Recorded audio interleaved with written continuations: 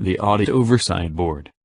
The Audit Oversight Board is established under Part 3A of the Securities Commission Act Malaysia 1993, which came into force on April 1, 2010. Part 3A of the Securities Commission Act Malaysia 1993 establishes a framework to enable the Audit Oversight Board to grant recognition to foreign auditors who audit the financial statements of foreign corporations listed on Bursa Malaysia. The Audit Oversight Board objectives are to promote and develop an effective audit oversight framework and to promote confidence in the quality and reliability of audited financial statements in Malaysia. The Audit Oversight Board responsibilities are to conduct inspections and monitoring programs on auditors and audit firms. The AOB adopts a risk-based approach and conducts regular inspections annually on audit firms which have more than 10 partners. On the other hand, regular inspections on mid-tier audit firms and sole proprietors are completed within a predetermined inspection cycle. Next, to assess the degree of compliance with auditing and ethical standards. Next, we entering into the topics of money laundering.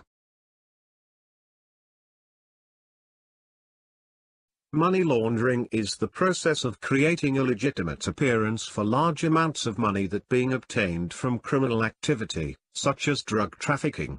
Since those money is considered dirty, then the laundering process of the money is indeed to make it look clean. There are 3 stages involved in the process of money laundering.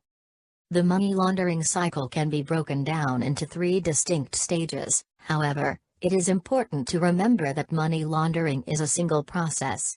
The stages of money laundering include the process of placement, layering and integration.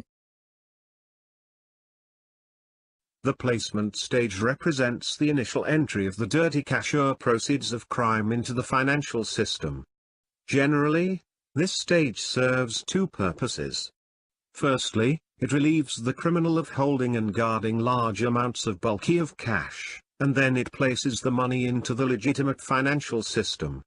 It is during this stage that money launderers are the most vulnerable to being caught.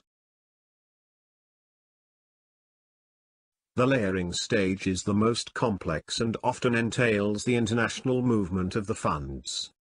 The primary purpose of this stage is to separate the illicit money from its source. This is done by the sophisticated layering of financial transactions that obscure the audit trail and sever the link with the original crime.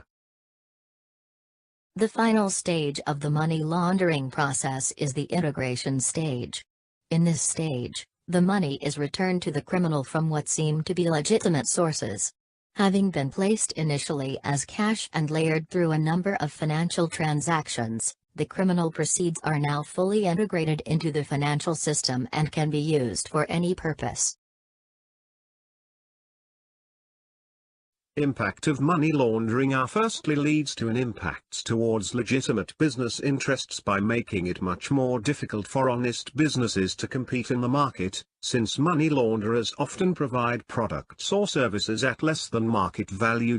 Businesses that associate with people, countries or entities that launder money face the possibility of fines, since the business sector is being accused for crime.